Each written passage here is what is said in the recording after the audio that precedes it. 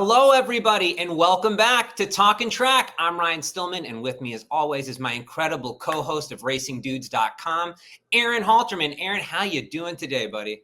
Yeah, doing excellent. Good to be back for another week. We got another jam-packed show for you as we're going along the lines of the Kentucky Derby and trying to get there.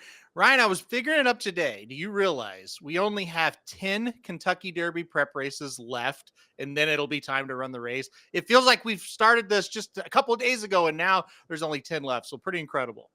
Wow, when you put it that way, it really is. And Aaron, I kind of look at this, moment in time as like the end of the quarterfinals for the Derby, right? Like from here on out, doesn't it just after this week, semifinals, the big stars, everything. Am I right? Is that how you view it too? Yeah, absolutely. We're going to talk about the Virginia Derby coming up, like you said, and that is kind of more of the quarterfinal race, if you want to put it that way. And then, yeah, the semifinals really start, if you're going to put it in the sports terms, of the playoffs of the Louisiana Derby and the Bluegrass and the San Diego Derby, Arkansas Derby. Those are your big ones. Those are your championships. And then you get to the big one, like the Super Bowl, which would be obviously the Kentucky Derby. So we're right there. We're right on the cusp. Just a little ways to go, but the best is yet to come, and that's what's exciting. Yeah, and I wouldn't even discount this week, guys. We've got a phenomenal show for you. We're going to be talking about the Virginia Derby, giving out free picks for that, the Virginia Oaks free picks. We're going to be talking about a Kentucky Derby top 10 list we're going to show you guys for the first time, and we're going to be talking about Kentucky Derby long shots. You're not going to want to miss it. We have picks for you all over the place, but why don't we start with a little game we like to call Bet or Pass. Last week, we saw Kentucky Derby preps happening. One Kentucky Derby prep, the Tampa Bay Derby. When the dust settled, we had 3 horses hit the trifecta that people are talking about, aren't they, Aaron? So, look, here's what we decided to do. I asked Aaron if he was going to bet or pass on any of those horses for the Kentucky Derby based on what he saw. Aaron, let's start with the winner, Owen Almighty. A pass for you for the Derby. Talk to me why. Yeah, so look, Owen Almighty could not have been more impressive winning the Tampa Bay Derby. I picked him to win the race. I was over the moon with his effort. He absolutely dominated the race. But the game, like you said, is we're talking about the Kentucky Derby. Am I going to bet this horse moving towards the Kentucky Derby? And the answer is simply no. Before the race, his trainer said, look, we're going to run in the Pat Day Mile, which is a race on the Kentucky Derby undercard going 1 mile, because we don't think a mile and a quarter, the distance of the Kentucky Derby, is going to be best for this horse.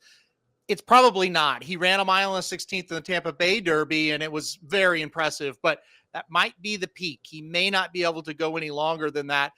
I like him as a racehorse a lot, which is why I hate to say pass, but I just don't think a mile and a quarter is going to be his thing. He's very good. If he goes to a different race, I say bet him maybe in that next start, but as of right now, I just don't like him towards the Kentucky Derby at this moment. I can't blame you, Aaron. I think he showed he's a quality horse. And man, I don't blame the connections for going to the Kentucky Derby. I have seen, and you have seen worse horses enter where you're just puzzled.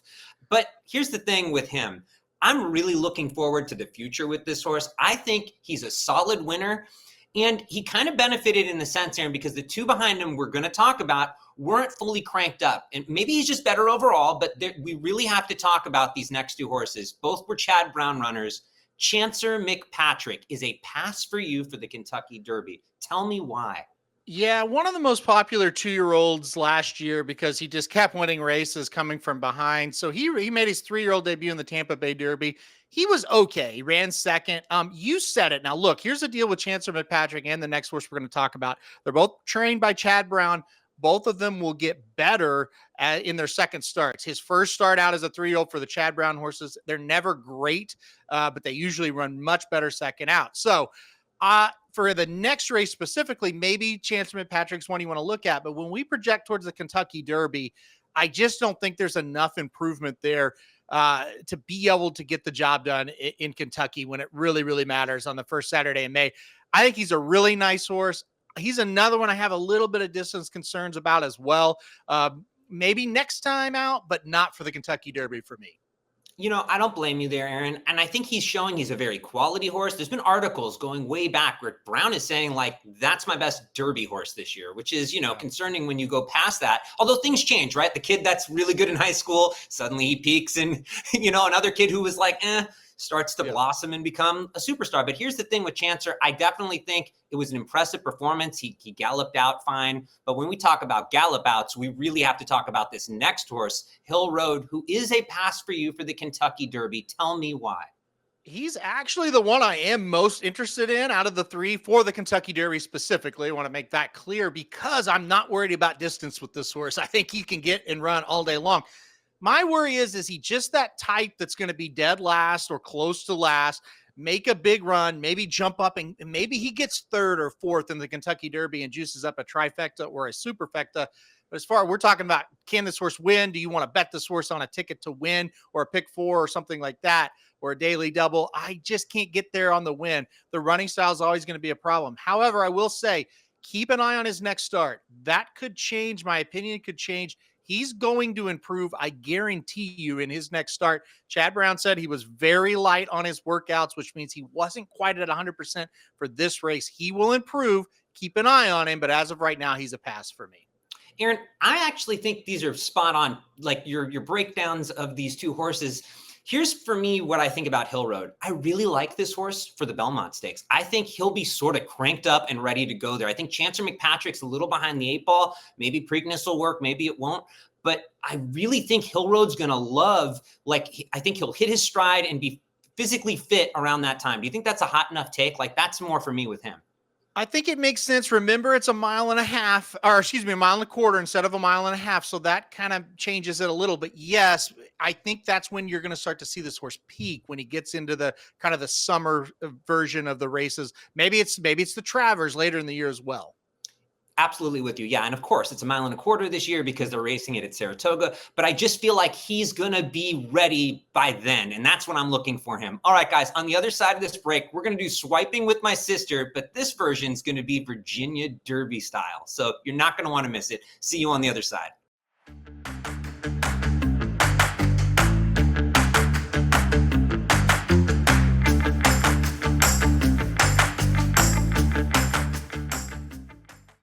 Hello, guys, and welcome back to Talkin' Track. It's time for another game of Swiping with my sister. Okay, for those of you who are new to this segment, my sister is a champion equestrian rider. She's represented the United States. She's had incredible horses her whole life. She doesn't pay one iota of attention to horse racing, but she has been around horses and studied them her whole life. So I showed my sister pictures of 4 Kentucky Derby hopeful horses. Just like online dating, you know how this works. She's swiping for the Derby solely based on looks. If she swipes left, the horse has left her unimpressed. If she swipes right, she thinks the horse has the right stuff to be a Kentucky Derby winner. She has tons of great insight. We have 4 horses to choose from today. These horses are all running in the Virginia Derby. So you're going to get to see them and bet on them this weekend if you'd like. Aaron's going to guess how she swiped. Let's start this off with a big name for that race, Aaron. Rapture. Aaron, did my sister swipe left or right on Rapture for the Derby based on what she saw? Oh boy, here we go. A good one to get us going. Look at that stride on Rapture. Good looking horse right there. I would swipe right if it was me, but I don't know anything about about horses and how they are physically put together. Your sister does. That's why she's here. But I'm going to go right on this one. Let's take a look. He's very pretty, so that's like a tough answer because, like, if we're just talking about looks, like, sure, right. But based off of what I'm seeing, he's so tiny. It looks like he probably has a ton of heart, but I just don't see this one being able to. I mean, look how tiny the guy is. And again, I love a tiny horse. I love going in the ring on a tiny horse and jumping big jumps and being fast. But I just don't see this one winning. So I would swipe left on this one. She's the gift that keeps on giving, dude. She really is. Totally. You know, it's funny when she mentioned how small that jockey, you know, on how basically it's a small jockey, but he is about the size of the horse there. It is interesting. You know, Aaron, we're going to get into Rapture more in our next segment when we've sort of discussed the entire race there. But he is a good looking horse. And I'm kind of with her, though. I'm not at this second sold he's a Derby winner, but on looks, he certainly is a handsome horse. Wouldn't you agree there? Did you get the feeling as she was answering that it's like she's with maybe a guy here or there in her lifetime has been able to be like, oh, I love him so much, but he's so tiny. I don't know. Maybe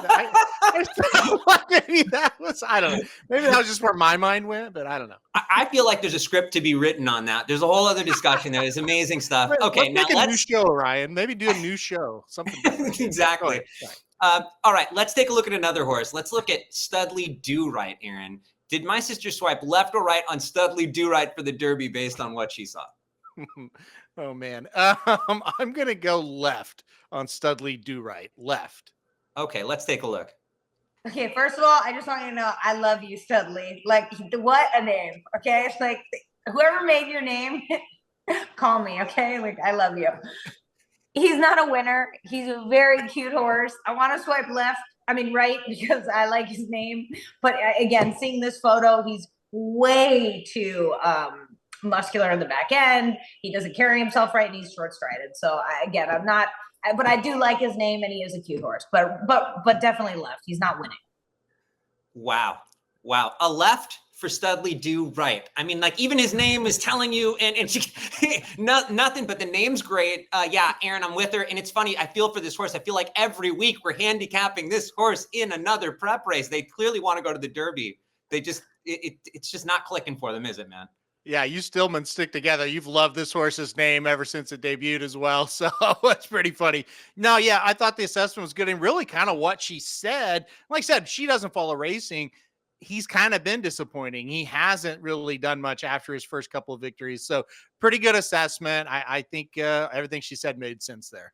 Now let's take a look at another horse, American Promise. Aaron, did my sister swipe left or right on this horse?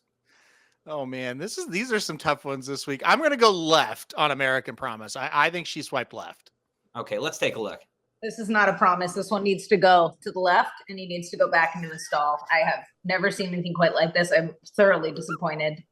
Looks like it's overly bred, which is probably part of the problem. It probably had very, very strong bloodlines. You can tell just by the physique, and I mean, he's absolutely gorgeous. He's a little bigger, probably a little bit heavier than he should be, in all honesty, just looking at this picture, which may be a bit of an issue, but an under-delivering horse, in my opinion. Just nothing, very low on the front end. I mean, one bad step there and he's flipping, on his front end. Not impressed. Whoa. So now we've learned how she reacts when she goes on a date and really hates the guy. Yeah. I mean, to the max, right? Yeah, come for the horses, stay for the sister. They'll like really get to know someone. No, I think a fair psychology, right? We're trying to get to the bottom of it. Exactly. Fair assessment though. You picked left, she picked left, handsome horse, but just doesn't, it's not clicking for you or her. Fair to say, He did, as you send a lot of pictures, right? And he did kind of look awkward compared to maybe some of the other ones we've seen. So that, yeah, I would agree with her. All right, well, let's take a look at our last horse this week, Omaha Omaha. Aaron, did my sister swipe left or right for the Kentucky Derby on this horse?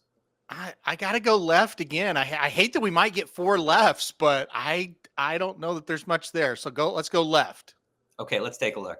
I don't particularly like him. I think he's overly muscular. Like I've told you guys before, in the front of the back end, he does look a little, it's weird, but he does look like potentially a little foot sore by the way he's carrying himself. Looks like he's overrun. I don't think he'll make the board. I mean, maybe we all have a good day. The clock, strikes 12 twice a day. You know what I mean? So it's possible, but I certainly wouldn't go away to put money on it unless you were trying to make a lot of money by a miracle. Yeah. Calling for a miracle, which, hey, it's a miracle if he even wins this week, I feel like. So, yeah. Absolutely. And in fact, we're going to get more to Omaha Omaha in a second on the other side of this break. Aaron, you did phenomenal. You and Jennifer, there's a connection going there. I don't know whether to love it or be terrified by it, but it's evident. You guys are you did pretty good there, man, knowing how Jen would swipe. On the other side of this break, let's see how well we can do with handicapping. We've got some really exciting stuff to discuss. We have a Virginia Derby to discuss, a Kentucky Derby prep. You're not going to want to miss it. See you on the other side.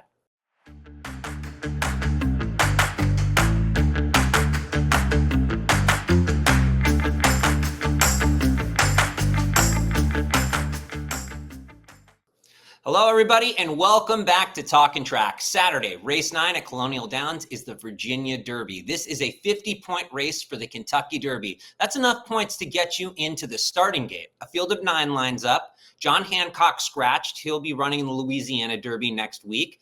This is a grab bag group of horses, isn't it, Aaron? I mean, I feel like this race arguably could be up for the taking. What's your take just initially looking at this field? Well, when the field came out and John Hancock was in the race, I pretty much knew he wasn't going to run, but you do handicap it at first with, is he going to be in the race? And when you looked at it, John Hancock was a big time standout, like single him up and just go on to the next race type of standout to me. And then again, once I kind of knew he was going to scratch, it did become a little bit of a, could be interesting. A little bit more of an upset could be in play.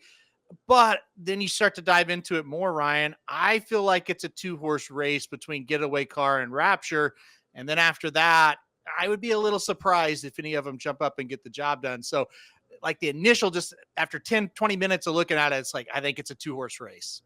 I feel the same way, but it's even deeper for me, Aaron, because here's the deal. I question if Getaway Car can get this distance. You know, it feels like Baffert just threw him in here because he's ready. Well spotted, by the way, very well spotted. Then at the same time, I look at Rapture. You know, you get Flavien Prat. Nothing he came back to beat won in his last start. Yes, you know, he's won by 6.5 lengths. It's super impressive, and I'm a fan of this horse. My problem is at the price you're going to get on him, I'm not super excited, right? Like, he's not priced well enough for me to be like, yeah, I'm all in on him to beat Getaway Car. So it's this really weird thing where you look past him and you go, okay, let's say Rapture's just not that good. Mm-hmm. Then I don't even know who to pick. So it's this really weird thing where, like, I almost feel like I don't blame many people if they're going to take a shot here. I just had trouble finding a shot past those two. Do you agree, Aaron?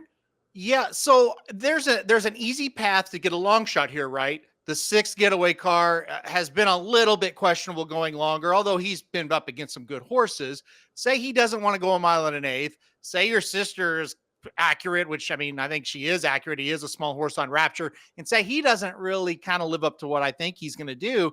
Well, so all of a sudden one of these other ones have to win, right? So look, I think he's not my pick to win, but I think if you're looking for a long shot, the number 8 Authentic Gallop, he might be that horse because he has been, don't get me wrong, he has been winning. He won a couple of times. He wasn't very impressive in either one of those, but he does project to get better at 1 1/8 than he was at 1 16 where he's been running. So maybe if Getaway Car doesn't really want to get the distance and Rapture's just an average horse, Authentic Gallop is in there with a big shot all of a sudden. I think he's the one that, out of all of them, I think he is the one that it's like, okay, I could actually see him running better than he's been running. And maybe not like a huge improvement, but enough of an improvement to where some of these others struggle, he can get up and get it done. So I do like Authentic Gallop just a little bit as a long shot. You're far from crazy, Aaron. I like that one too. I feel like, look, you know, he's improving with every start. He beat Caldera, who's a very nice horse on the Derby trail. Look, is he a world beater? No. This level of field isn't a world beating, you know, Kentucky Derby at the minute field, which is why Rapture is so interesting, because if something is to pop up out of here, it wouldn't shock me with him. You know, I'm not expecting it fully, but it wouldn't shock me with Rapture. Why do I say I'm not expecting it fully? You know, I feel like there was a lack of confidence also adding in John Hancock. Do you know what I mean, Aaron? If you felt like I've got this, but that it's not fully, but you know what I mean? I love when it's like we're going to Louisiana Derby. I almost wondered if Brad Cox thinking was, if this field comes up tougher, I'm gonna, you know, I've got to get these horses to the Derby. I don't know. What was your take on that? I don't know why he entered John Hancock, because he named Flavien Prat to ride Rapture. Trust me, if they were both going to run, he would be on John Hancock, not Rapture. So when they named Mike Smith, I thought, well, I don't know why he even entered. He's not running, period. So I don't know what to make of that. And I think there's some truth to that. That's weird. Kind of my rebuttal to why I think Rapture is going to win. I feel like from the very start, this was kind of the idea to get this horse here. Right after he broke his maiden at Oaklawn last time out, they immediately said, we're going Virginia Derby. So they kind of worked backwards from the Virginia Derby. Now, on debut at Gulfstream Park, this horse had a ton of hype, Ryan, and he ran well. He got beat by a horse named Vassimo, who's a decent enough horse. You know, he was a little disappointing. He should have won, but he did kind of had to overcome some traffic trouble and had to come from out of it. But that second race at Oaklawn, he really showed why he was a heavily hyped horse. I think there's more in the tank for this horse. That's why I like him in the spot. And I also like him in the spot because I just don't think you're going to have to be that good to win. For example, if Rapture doesn't fire Ryan, I think Getaway Car will just take it gate to wire. Like, I could see that happening, and I don't love him either. No, I think you laid that out perfect, Aaron. And I think I'm with you. When I kept circling back, if I'm looking for a horse who feels like, okay, this is a Derby type horse, he's going to fit in the field of 20. Rapture really does seem like the only other option here besides Getaway Car as a horse that can do this. And he is, yes, his numbers weren't spectacular last time as far as like you wish he had like a 120 or something. We all wish we had that. But my point is He was beating, he didn't need to win by much. It was 6.5 lengths win. And, it doesn't matter who he beat. It's how he did it. He looks good. I'm with you. I wound up on Rapture. I want to talk about a few more horses really quickly, though, that are interesting. Are you shaking your head because you're not on Rapture? All that terrible talk about Rapture, and then you're going to agree with me. Jeez, I tell you. Well, the thing is with Getaway Car, Aaron, I do feel what you said is very likely. I think he is beatable. I think Irad gets him there to possibly, max out on the talent and max out on everything. But if I have to pick one, why not go with Brad Cox and Flavian Pratt, who do seem to have some sort of, a plan here. It does feel like, as weird as it was with John Hancock and all of that, they were sitting on this horse. They do want to win here. I like him, and I'm going to ultimately wind up there myself.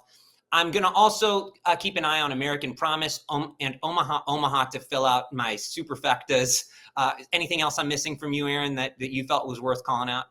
I just don't know how we can support American Promise after what your sister said. I've got to just totally throw that one out now. And maybe I did have him like third or fourth, but not anymore.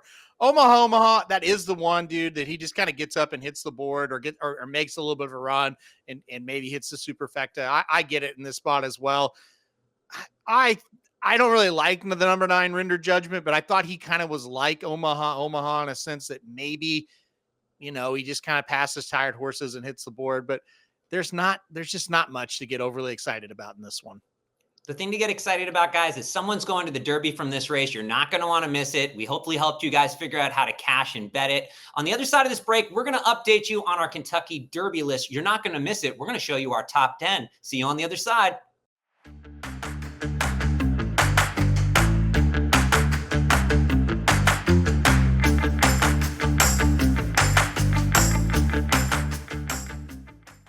Hello, everybody, and welcome back to Talkin' Track. Okay, it's time to take a look at the Kentucky Derby top 10 as Aaron and I see it. Now, we've been showing you for weeks our top 5s, and we're in agreement. Those are the top 5. So we thought, let's combine our list. Let's see how we see it past that, because that's what everyone's going to be wanting to know, because it gets a little muddied after those top 5 for us. Aaron, let's talk about our 6 through 10 here, starting with Captain Cook. What do you like about him? His last race was really good. I like that about him, number one. And the race was at 1 mile and an eighth, talking about the Wither Stakes up at Aqueduct. And that was a good kind of sign. So, look, I think we're in a holding pattern with him right now. He's going to run most likely in the Wood Memorial, and then we'll kind of see what he does. But look, at this point, he ran a race going along, a route of ground that was pretty decent. Once you get past number 5, you're kind of starting to scramble for horses. I think he can make the Derby, and I think he might be able to make an impact if he continues to improve and improves, I guess, in the Wood Memorial. So I don't love him, but I do think he's one that you've got to recognize. It's funny. We had a pedigree expert on last show, and I've been talking to him about pedigrees. And what's great about racing here is you always learn more. And he was talking to me about certain sires who basically, so you have a top side when you're looking at horses, their dad and their mom, the bottom side. And certain sires, their top side, it's like, let's say that they're a sprinter, like Speightstown. It doesn't matter how much, like, long distances on the bottom, they will never be able to overcome that to get the 1.25 miles, most likely, unless you're like a freak. Mm-hmm. That's a concern I have for Captain Cook a little bit. When I look at his breeding, I'm not sure he wants to go 1.25 miles, but his bottom side is so talented. His top side is so light, but he's one to definitely take a look on, especially out there in New York, where it's not always the toughest. I really think he has a great shot to get in, so I'm with you. The horse after him is one we definitely need to speak about, Cornucopian. Aaron, since we've last touched on this horse, word has gotten out through more sources than I care to mention that the Baffert barn thinks this is a freak. What are your thoughts on Cornucopian? I wish he would have debuted, a month ago, because he'd probably be number 1 or number 2 on our list, or at least in the top 5. But I put him at 7 because I'm this skeptical that he'll be in the Kentucky Derby. The latest interview with Bob Baffert was kind of like, I'm not going to rush him. We'll see what happens. But if you missed it, this horse shipped to Oaklawn Park on Rebel Stakes Day for his debut race, very first race, in a maiden special weight, and he stole the show of the whole day. Like, he was unbelievable. He ran off the screen, won by a ton of lengths, and recorded a 101 Beyer speed figure, which is very good, obviously, for a first-time starter. The problem is, it's like Bob Baffert's got a lot of prospects. He's not just going to rush this one to the Derby for no reason. They're probably going to take the conservative route. That's why I have him at number 7. I would circle the Preakness or maybe the Belmont for this horse. I think that's when he may come into play, but he was so good on debut and he's so highly touted that I just think you got to put him somewhere on the Derby list with that thought of maybe he does do really, really well in the mornings and they give him a shot and he's able to make the race. So got to rank him somewhere. Gosh, you know, it's such a shame, Aaron, because I look at the prep we just handicapped. And you go, why wouldn't you just throw him in there? Like, why wouldn't you just take a shot? I know you sent Getaway Car there, but like, what do you have to lose? And if you change your mind to go to the Derby, does it ever confuse you why these people don't ship into these sort of smaller races that get you into the Derby? I think if he would have debuted 2 weeks before he did, this would be the perfect spot and what you would say would make sense. But the problem is you just shipped him to Oaklawn Park. He went all the way back to California. It's only been 3 weeks. You're going to take him all the way back to Virginia. He could probably go down there or go over there to Virginia and win the Virginia Derby at Colonial Downs. But the problem is, Ryan, it may take a whole heck of a lot out of him. And you may get him hurt. You know, you may have him be exhausted where he can't, you know, physically, he's not going to be able to kind of perform not only in the Kentucky Derby, but in the future. So they're very fragile animals. That's kind of the answer of why you just can't do things like that. But if he was in that race, I think he might win by like 10 lengths. Like, that's how good he is. Well, and I appreciate it, Aaron. You know me, I am a super fan. And as a fan, you just want to see these great horses, but you know, I can't beat logic. And you're right. That's why you're here to pump my brakes and help me. You know, River Thames, he's our number 8 horse. Talk about him, Aaron. What do we like about him for the Derby? Well, I like his talent level. I think his talent level's there. I think this is a really nice horse. You know, can he, you know, he's not in my top 5 because I don't think he's as good as those horses. But after that, he's super good. The problem with him and the problem that is always going to be there with him, like a lot that we've talked about, how far does he really want to run? He got caught going a mile and a 16th at Gulfstream Park, but he got caught by one of our Derby, favorites right now in Sovereignty. So, but was he slowing down? Is he going to slow down even further the longer he goes? I mean, these are problems for him. I've got him at number 8 for now. He's going to stretch out to a mile and an 1/8 for his last start. We'll see how he does there. We'll assess that. He may drop off the list. And who knows, if he runs well, maybe he can kind of stay at 8 or even move up. But like I said, he has a ton of ability. It's just, can he go a mile and a quarter? That's the big question mark. Absolutely. And, you know, number 9, John Hancock, he's undefeated. He's a horse we're going to see next weekend running in the Louisiana Derby. Look, we can talk a lot about him, but I really do want to get to the number 10 Flood Zone, Aaron, because I don't know if you saw this, man. Obviously, he's a nice horse. They just announced he's going to use the UAE Derby as his next race. Did you see that, man? I saw it. I couldn't believe it. I think it's a good spot for him to go win a big purse. I know like his owners kind of have that connection over there. So that's probably a lot of it. You could probably cross him off for the Kentucky Derby. I don't see running at Aqueduct and then going all the way over to Dubai and then coming all the way back and running the Kentucky Derby. That's not the path to win that race. But look, if you got a horse that's pretty good, you're kind of confident in him, you got local connections over there in Dubai, go try to win that race. I would maybe have him a tick or 2 higher here, but that's kind of a brutal path to go try to win the Kentucky Derby, but he might look pretty good in the UAE Derby. We'll see what happens. He's got talent. He's got ability. We'll see if he can take that next step. He ran in the Gotham. That wasn't that tough of a race. Now we'll see if he runs, the same in a little bit tougher spot. Absolutely. So well put. And guys, you've seen our top 10 list. The weeks ahead, as we said at the beginning of the show, this is the semifinals for the Derby. This list is going to change dramatically, most likely. You're not going to want to miss it. In the meantime, let's help you cash. On the other side of this break, Aaron and I are going to give out long shots for the Kentucky Derby. See you there.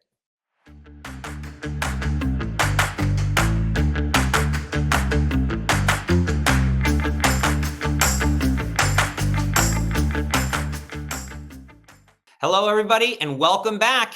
All right, it's Kentucky Derby time, and let's talk about what everybody wants to talk about the most. Long shots, cashing. Aaron and I, we have 3 long shot horses we like that you can get a great price on. So let's just start right off the bat with a horse we saw run on Sunday, Aaron. Prater. This is a very intriguing horse for trainer Chad Brown. Why don't we talk about what you saw in this horse in his last race? Yeah, very impressive visually for Prater. So he came back off of a long layoff. He ran in an allowance race Sunday at Gulfstream, like you said, and he just dusted the competition, won by many lengths. The analytics of the race didn't come back very strong. The speed figures didn't come back very strong. His time wasn't great. One thing to remember, though, we covered Chad Brown earlier in the show when we were talking about Hill Road and Chancellor Patrick. They'll run better second out as a 3-year-old when they're on the Derby Trail or the Triple Crown Trail. So that was Prater's first start. He will run better next out. So I'm not overly concerned about the time of the race or anything like that. And here's the important thing to note. When this horse was fully cranked 2 races back, he was in a maiden special weight against Sovereignty, a horse we've all got ranked very high on our Derby list, and a horse that obviously won the Fountain of Youth in his last start. Prater beat Sovereignty. Now, it was at a mile. Sovereignty is better going longer, but still, Prater was able to beat Sovereignty, and Sovereignty came up and was making a big run, and Prater held him off. That means, to me at least, this horse does have a lot of talent. I think we'll see a lot more of him next out. I don't know. We know Chad Brown kind of saves horses for the Preakness. Maybe Prater's that. And, it's like, I can't do it. But at 80, 85 to 1, he might be worth a small play.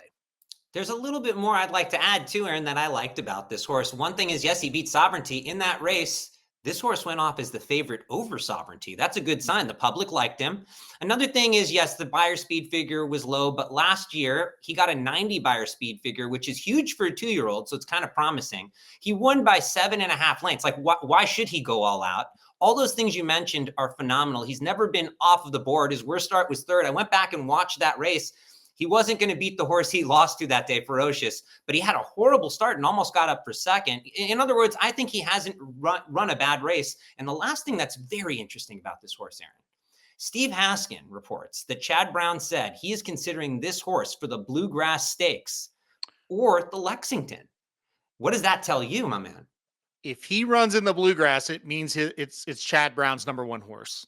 And that is a fact, because that just year after year after year, his number 1 horse is in the Bluegrass. So that would be interesting. If he runs in the Lexington, that might mean they're targeting the Preakness. So I think how all of his horses come out of the races, how they're doing is going to kind of determine that, obviously. So keep an eye on that, but keep that in the back of your mind.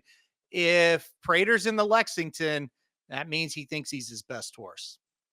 You meant the Bluegrass there, Aaron. Yes, if he's in the Lexington. Yes. No, yeah, just to clarify. And again, at 80 to 1, not bad to possibly get Brown's best horse. Okay, let's move on to the second horse that we're going to talk about today. John Hancock, Aaron, 20 to 1 odds, Brad Cox trained. Talk to me about what you like about this long shot. Everything right now. I think this is my number 1 long shot at this moment. John Hancock, in his 2nd career race, went against Owen Almighty in the Sam F. Davis Stakes. And it was a race where Owen Almighty put his nose in front of John Hancock. I would say mid-stretch or maybe towards the top of the stretch. And John Hancock, in just his 2nd career start, battled back against a horse that I would call a veteran at that point in Owen Almighty. Battled back and beat him by a half length and kind of decisively beat him. A half length, that's close, but it wasn't a head bob. It wasn't anything like that. He was a clear winner of that race. I thought that was so impressive to do that in just your 2nd start. And then you look, and Owen Almighty comes back and just dominates the Tampa Bay Derby. And boy, just just excited to kind of see what John Hancock can do. Because the thing about it is, he should improve in his 3rd start. He should improve again in his 4th start. This guy's just starting to figure it out. He got a big time education in the Sam F. Davis. He's going to run next weekend in the Louisiana Derby. I think he's going to be awfully tough. If you like him, you better bet him now, because I think he's winning the Louisiana Derby, and I think that the odds are going to go down. So if you kind of are feeling what I'm feeling, bet him now, because I don't think you're going to get this price for very long. I think he's got a big time future. I was super impressed with the Sam F. Davis, and then to see Owen Almighty come back and do that, it gives me a lot of hope for John Hancock.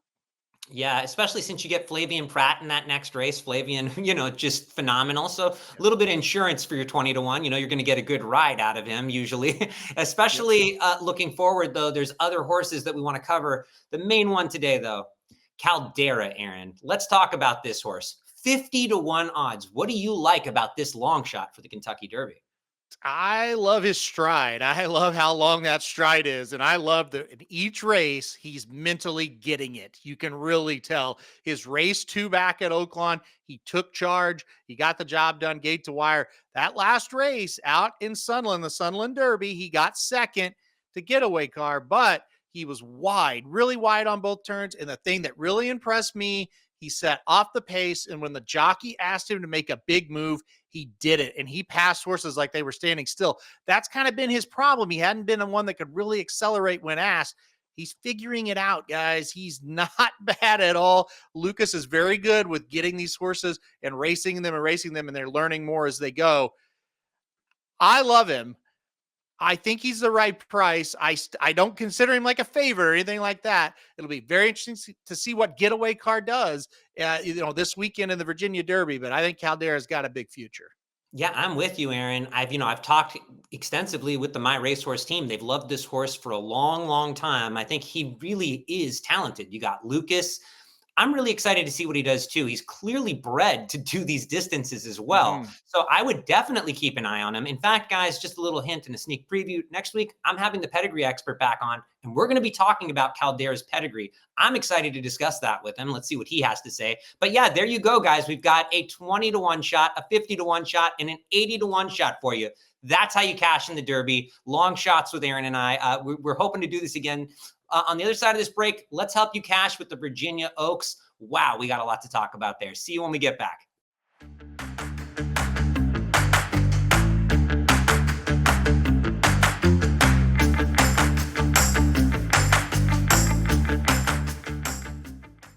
Hello, everybody, and welcome back to Talkin' Track. Saturday, race 8 at Colonial Downs is the Virginia Oaks. The winner of this race will earn 50 Kentucky Oaks qualifying points. We have a tightly matched bunch in this race, Aaron. Really hard to decipher. I know who I liked. In fact, I'll just give the horse out to begin with. Yeah, tell me. Because I want to hear all your thoughts, because I think there's a bunch of ways to go. I went with number 8, Fondly, and Irad Ortiz. This horse looks like who it comes down to for me, and Go Well's Delight. I just sort of went with this horse because I felt like, okay, if I'm looking forward and I'm thinking of a horse that I could see in the Oaks that really has a chance, she really impressed me in her race. I could see it going a bunch of ways, though. I want to hear all your thoughts. Yeah, I've got Fondly rated second in this one, so I'll be playing, Fondly on all sorts of different tickets. And this is one of those races where it really could come from anywhere. I mean, this is such a wide open group. But yeah, I like that pick, Ryan. I think it kind of is pick your poison a little bit. Do you want a horse that's kind of lightly raced? And it's like, okay, you're going to jump up and run a big one here. Maybe we see the best of her. Do you like one that's kind of been facing tougher, but hasn't been doing great, but this is definitely an easier spot? Then you could pick the 3. I think that makes sense as well. I landed on the 6, You'll Be Back. I like the stretch out to 1 1/16 specifically. I don't like much past 1 1/16, but here's why I like that little bit of stretch out. To me, the best race of this horse's career was 2 races back at Oaklawn Park in a stakes race going 1 mile, which is a 2-turn race at Oaklawn. This horse was able to get second, only beaten 3/4 of the length. That's kind of, if she can run that race, I think she's got a nice chance here. Obviously, with Colonial, it's a large track. So even though this is 1 1/16, it's a 1-turn 1 1/16. So I like that as well. I think this horse stretching out over this course, it makes a lot of sense. So she's one that she's never really had a poor effort. 4 races, only 1 win, but 1 second, 1 third, and 1 fourth. The 4th came on debut. You kind of just draw a line through it. Broke the maiden in the next start. And then, like I said, 2nd in that stakes, and then 3rd in a stakes last time out, going 6 furlongs, where she just kind of spun her wheels. Didn't quite get going until it was too late. I think this is a really good spot. I also expect her to be on the lead, and I think horses on the lead will do well at Colonial over the weekend. So that's another thing I kind of like about her stretching out. I do think she'll be in front. So I'm trying to make a case, right? I could talk about 3 or 4 other ones in here and try to make cases for you as well. Again, it is a little bit of pick your poison. with You'll Be Back, the horse I did end up picking. I mean, you can poke holes all over her, right? I mean, she doesn't have a flawless form or anything like that, but I just kind of project she's going to run big here. I think there's a really good spot for her. I think that's incredibly, poignant, because here's the deal, Aaron. This field, everyone feels rightly spotted to me. I really think you can make a case for just about anyone in here, and I'm not thinking you're nuts, because Go Well's Delight ran very well last time out. And then you have the other McPeak, and that's a whole angle to itself. Yeah. I mean, do you have anyone else that, like, just if you're going to throw something in underneath that you're like, yeah, maybe give, one more horse? I think the number 7 Girl Math, just to kind of talk about somebody a little bit different than the 8 or the 3 that I do think are logical, but Girl Math gets back to the dirt here. She wasn't awful on the dirt. I know she doesn't have a win over it, but she has 3 seconds over the surface. Another one that I think this 1/16 going 1 turn will be good for this horse. Went over to the synthetic, broke the maiden at Turfway Park, and then was 5th, beaten 5 in a stakes. Oddly enough, like, I know her only win was over synthetic, but I think her races look better when she's on the dirt. I just think she's a little bit more of a dirt horse. So, and kind of bred to like the dirt. Horses by McKenzie out of a pulpit mare. So, Rudy Brissett, the trainer, usually these are spots where this guy can really excel. So, again, you can probably tell in my voice, like when I talk about Rapture or Getaway Car, it's like I'm pretty confident they're going to run well. Here, it's just kind of like, where's the angle? And maybe getting back to the dirt and kind of this spot is a good angle here. So you're trying to make a case rather than just feeling real good about picking a horse.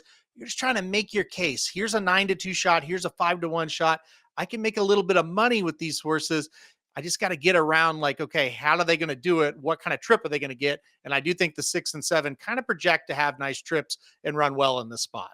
Well put. Best of luck to everyone betting that race. Before we go today, guys, for those of you who are part of the Big Play family, our very own Improbable Luck will be making his debut this Saturday. I'm super excited about this. I've been following this horse, Aaron, for a year for the Big Play newsletter. I've covered everything about him from the day he was first foaled to his first exercise. It's really cool when you follow a horse and you feel like you get to know them.